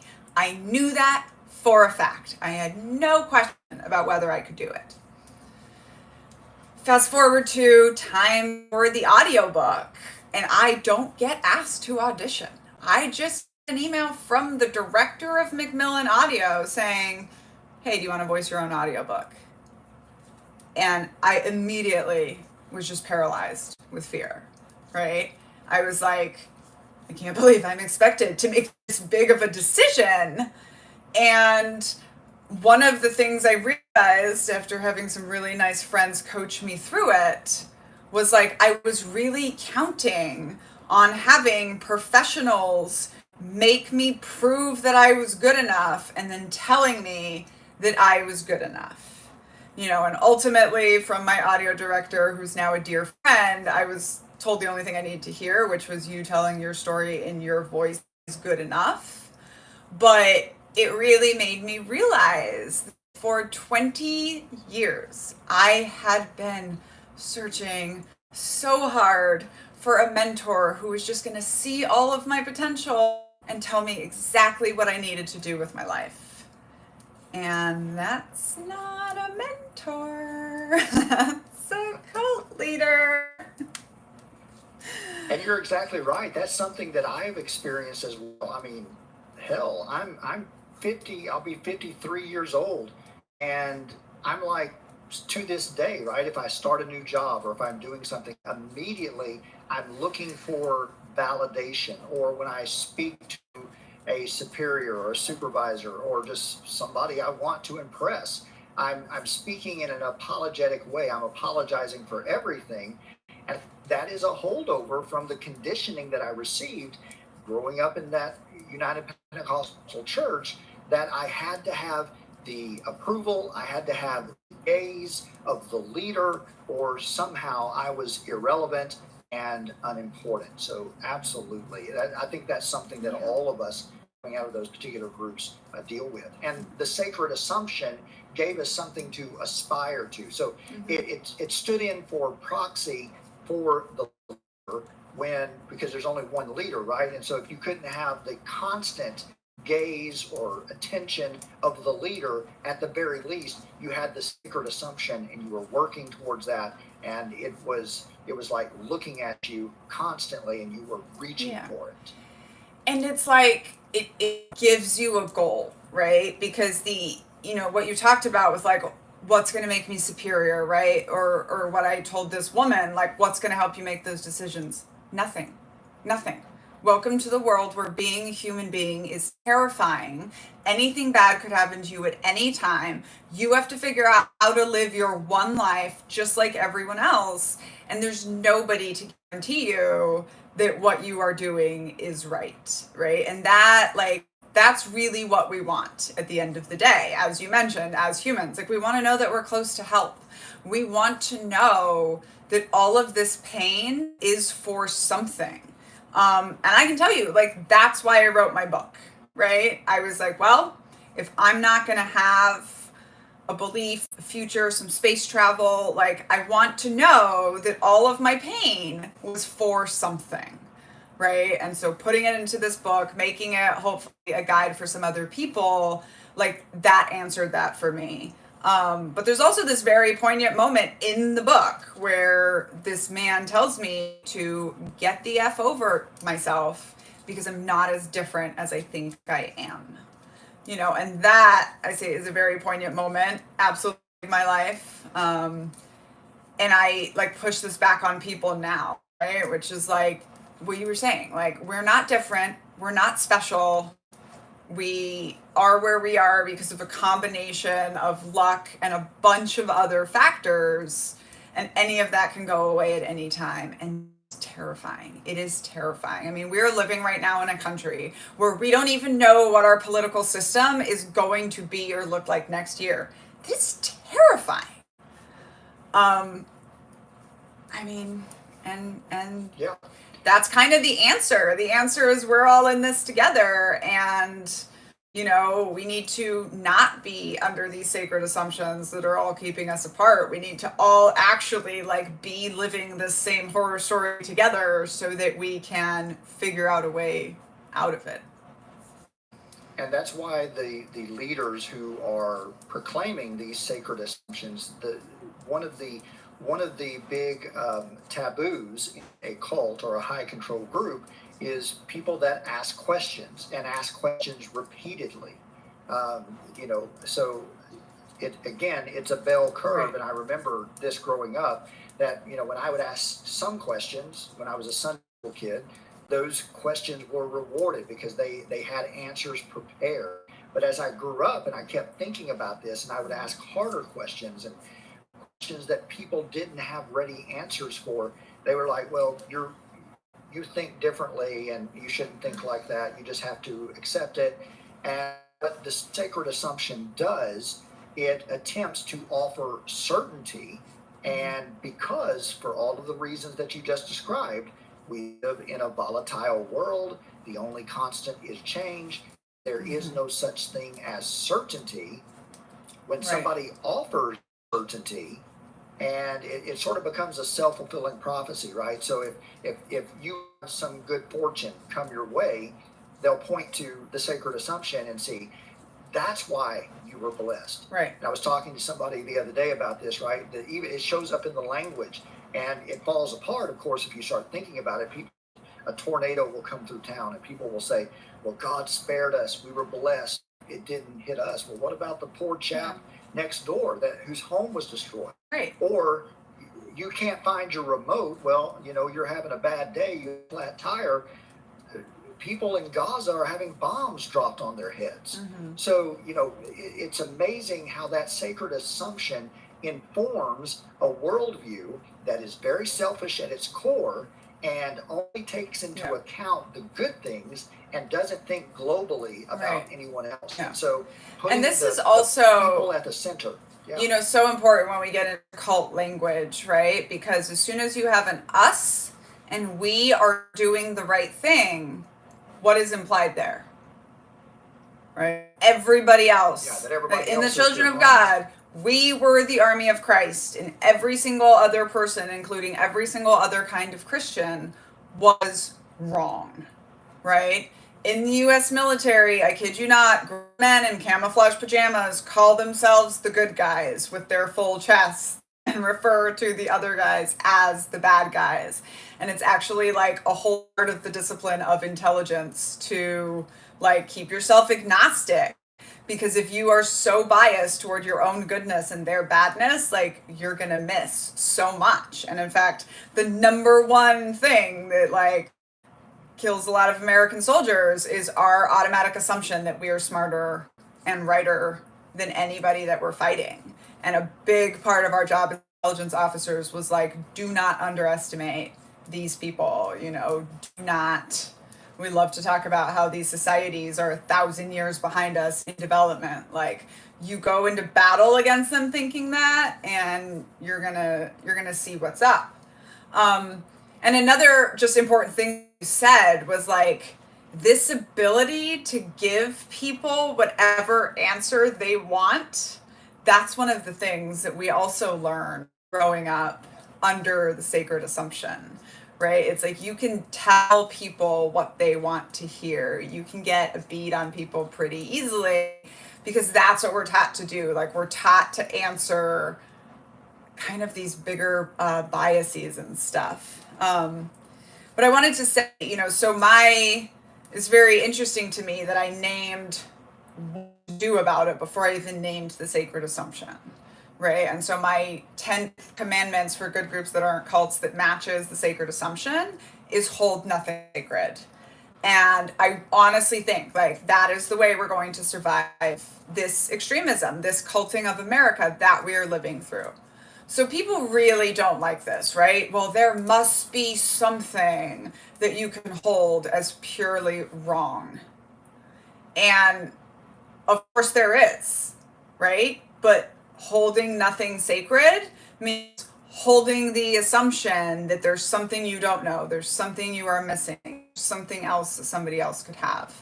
And this is really important because any idea can be used to radicalize you. So my first commandment, first rule number 1, which corresponds with step 10 of the cult list, which is ends just as the means. Rule number 1 is don't rape the children. Okay. I grew up in the child raping cult, so I feel very strongly about this. However, I watched in horror as Pizzagate, which was the idea from the alt-right that children were being sex trafficked in a pizzeria that didn't even have a basement. And I watched friends from my childhood get radicalized into QAnon through this idea of not just save the children, which is almost always a hate rally cry, but don't rape the children, right? Specifically, this is the idea we believe in. Boom, you can be manipulated by it. So, one of the things I really believe is values are gray. The children of God weaponized love.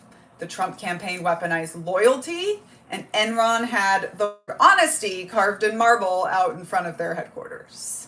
Values are gray and they can be used in all these different ways. And this is just a straight up intelligence concept that you don't know what you don't know. And what you don't know is where you get blown up from, right? So if you ever think that like you hold the absolute moral ground or the right way of doing anything, that is your risk point. Doesn't always mean there's going to be someone waiting there to exploit it, but that is your risk point. And I think this is a reason why, so something that I do outside of this kind of work is history, right? So I look at history, and this is why you see a backlash in our society right now with people labeling certain aspects of our history. I mean, this is what happened, but they don't want us to talk about that.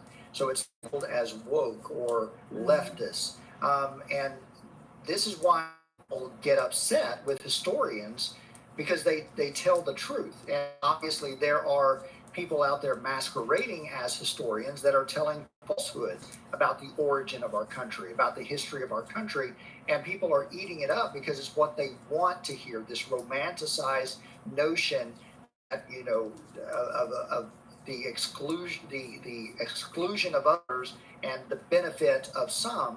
And that is America, and this American exceptionalism. And so if it doesn't toe that line, then people are like, well, that's not the sacred assumption that I want to embrace. And so you're exactly right, because of the halo effect in communication, where you are predisposed to believe someone you love and respect, whatever they tell you, especially if they know how to tell you what you want to hear, they're going to assume the best about you. And anyone that deviates from that or tells the truth is immediately going to be labeled as disruptive, as division, and as someone who doesn't have the best interest of the community or the culture or the society in mind. And this, by the way, is called the Cassandra effect. And it's a semi-automatic thing that we do as humans, which is to associate the person warning us with the threat, which the threat, right, don't kill the messenger. I think we've talked about this before on this podcast, but Cassandra is the one in the story of Troy who predicts the downfall, right? But she is cursed. She's blessed with the gift of prophecy and then cursed that nobody will believe her. And they warn us about this in military intelligence school. Like, you need to understand that nobody's going to like you. Like, you are literally the rat. Like, you are the enemy. And that is what people associate you with. I always said that, like, getting sent to go see the intelligence officer is the army version of getting sent to the principal, you know, like something went wrong on your mission. Now you got to go report it. And nobody likes that person, but that's that thing that we all do, you know? And I think right now, a lot of us are professional Cassandras. And it very much frustrates people, but you know, at the end of the day, this is why I have a job that makes money for me, being a scholar of cults, extreme groups, and extremely bad leadership, because like we are going down this path as a country where everything is polarized, everyone has their sacred assumptions. There are several cult leaders. You know, in a book published in 1995, Margaret Singer says there are 5,000 cults in America. Imagine how much more there are now 30 years later, right? So it is a big thing. And I think for a lot of us, what's happening is we're having our sacred assumptions ripped away, right? We are understanding in real time that, like, no, Washington was not a great man with quirky wooden teeth, right? He was a man who had enslaved people, pulled teeth out of their heads when he needed new teeth. And, you know, like Ta-Nehisi Coates says, like, America is not a country that also had slavery. America is a great country because of slavery. And so we are all starting to realize that, like, the American dream is a nightmare, right? All of these systems we've been sold are toxic. And I think in many ways, a lot of us are just like waking up to the culting of America, right? And what is going on right now. And one of the things we know is that cults pop up in times of social turmoil, which means the fact that cult documentaries is one of the most popular genres on television right now also tells us that, like, a huge amount of us are waking up. We're going through the largest exodus of religion right now in history, and just starting to ask these questions that we've never asked, right? Like, what if America is not, in fact, the best country on earth, right? Like, how much does that change things for so many of us? And you mentioned something about values. I think this is why I think when you hear companies or organizations or movements talking about their values, that can be very problematic because, again, you said that values can be radicalized in either direction. Perhaps this is why I personally prefer the language of best practices, because practices, if you're trying to organize or trying to get anything accomplished in the world, there may be best practices, but when you gain new knowledge or information, those practices may change. And that's very different than identifying values of a company, because, man, if you violate the values, that automatically puts you in the position of a deviant, a bad person. And, you know, what the organizational psychologist in me always says in a professional leadership way is your values aren't what you say they are. They are the reporting you require. Like, that is where it is found. You can say all day long, Enron, that you care about honesty, but that's not what the books showed, right? Or like, I was at Microsoft, and Microsoft was trying so hard to teach their retail employees not fight with thieves, right? Just, they didn't tether, they refused to tether. And so, you know, we're having situations where people just walk up, take the laptop out of the hand of the demonstrator and walk out. And they are expected to just let them go. If they fight, they're going to lose their job. And time and again, they would fight, would get fired. And we're up at the top at corporate, and people are like, what's going on? And I'm like, well, I don't No, right? Like every time I have seen a general manager or anyone on the loss prevention team walk into a store, the first question they ask the associate is, what are your shrink numbers? Which is, what are your loss numbers? So you're saying safety is what you care about the most, but you're asking how much was stolen, right? So if you wanted safety to be the value that you get across the most, you should be coming in and asking, hey, what would you do if an active shooter came in right now, Scott? Right? Like that's what I mean when I'm like, the reporting you require is the actual values that you are giving to your organization. U.S. Army, when you ask soldiers, oh, are you sure you want to ruin this good soldier's career when they report an assault? Then no, sexual assault prevention is not one of your primary missions, right? It's always in the reporting that you require. And so, just to preempt the trolls that are out there that will ask you this question, um, I'll ask it. Um, the trolls that respond to your feeds that would say, "Well, you're not holding anything as sacred," is your sacred assumption. Yeah, and you know. I don't know if you've heard of Pascal's waiver or Pascal's wager. Wager, yeah. So when people try to witness to me, I always say that I have Daniela's wager, which is if I'm right and there's nothing after I die, then I'm fine. And if you're right and Angry Sky Daddy is the one that was right and he's going to judge me after everything I suffered in his name, then, I'm willing to risk that. And I kind of think this, right? Like if it just happens that there is one right answer and I didn't guess it right, then yeah, I'm wrong. But I generally think that approaching all of your beliefs with the tiniest grain of skepticism, right? So I show this in Uncultured at a soldier's funeral, right? And not just a soldier, 10 of my people who die in one ambush. And we are standing there saying all of the things that we say to eulogize American soldiers who have sacrificed their lives in war, right? We're on the side of right. They are heroes. And here's kind of Lieutenant Me, right? Like on one side being like, I'm destroyed. I lost these people. I hate the people that killed them. Everything they're saying is correct.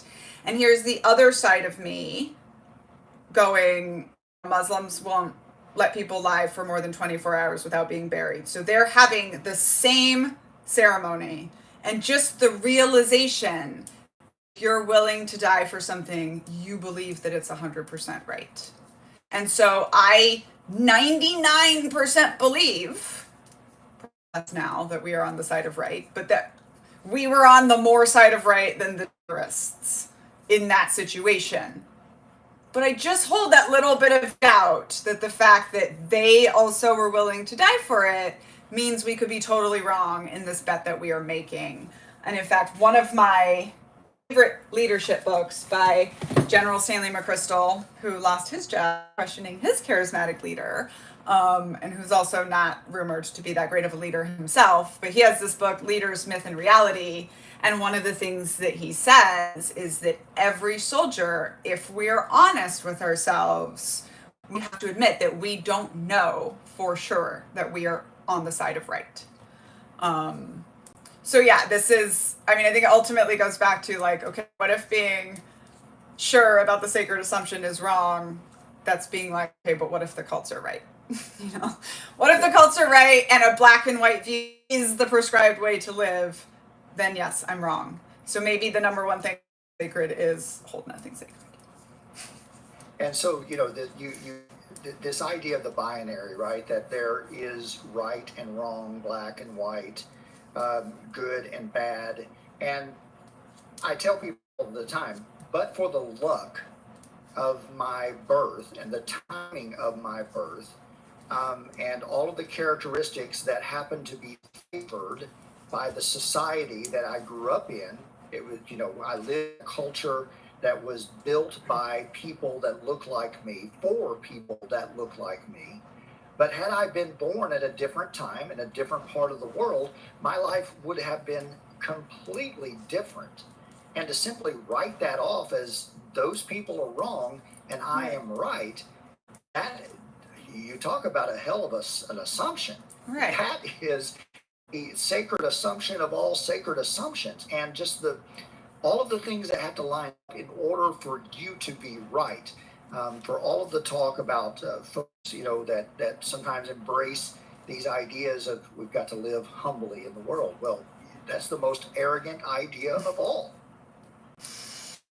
Yes, and it's so funny. I describe deconstruction as becoming less narcissistic and more selfish, right? Because so much of what we do in cults, in anything that asks you to sacrifice, right? It's the ego death, it's the cutting yourself open for everyone else, but darn, doesn't it feel good to be the one that everybody loves so much for their sacrifice, right? And actually understanding that you are not the most superior is probably the hardest thing for all of us. And I really love the stuff you said about privilege just now, like the accident of birth. And like I say that, like, I was born in the Philippines to a 15-year-old teenager in a cult, and I was the white one, and another one was born to the brown one, and I have American passport and she doesn't, and our entire lives have been different.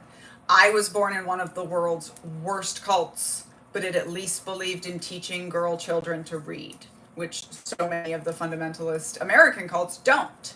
And so I was able to drop out at 15 and go get myself an education. And actually my favorite thing to say when people are like, well, I'm a self-made man person, is just to lean in and be like, oh my gosh, that is so cool. I always want to meet the person who founded America. So y'all can have that one for free. Also, if they're proud of their university, it's a good one. Like, oh, you founded Harvard? Wow. It just helps people realize there is actually no such thing as a meritocracy. There is no such thing as, I don't know, this idea that if you do everything right, you're just going to be successful and the bad stuff only happens to bad people, right? That is what we are all hoping for when we grasp onto that sacred assumption. And the sacred assumption is just basically always a con. Well said. And on that point, we will conclude what has been a fascinating conversation. And I encourage all of our listeners and viewers, if you haven't already, pick up the book Uncultured, read it, share it with your friends, and also do us a favor on this podcast. If you like what you hear, leave us a rating, like it, subscribe, share it with your friends and neighbors, because that helps us attract and keep an audience. And thank you so much for tuning in. Thank you, Daniela. Thank you so much, Scott. And for any of our listeners, if you're interested about more of this extremism stuff and how this all ties in, I also have a second project called Un-American, which is on my Patreon, which was something I had to write after I found out that my ex-husband was a white supremacist, high-ranking in the army. And I really had to go through all of this stuff for myself as well. And that is available not as a book, but as a video of me reading the manuscript and knitting, of course, on my Patreon, along with a bunch of other premium content. So come find me there. You can follow both Scott and I on TikTok, where the conversations are always fabulous and almost always about cults. I appreciate that, Daniela. And thank you again for tuning in. And we'll see you next time on the Cults and the Culting of America podcast. Thank you. Dun, dun, dun. Okay, goodbye. Oh, there's been a lot of comments. All right, we got 2 good episodes in. There's been a lot of comments on my YouTube. That's pretty rare. Bye.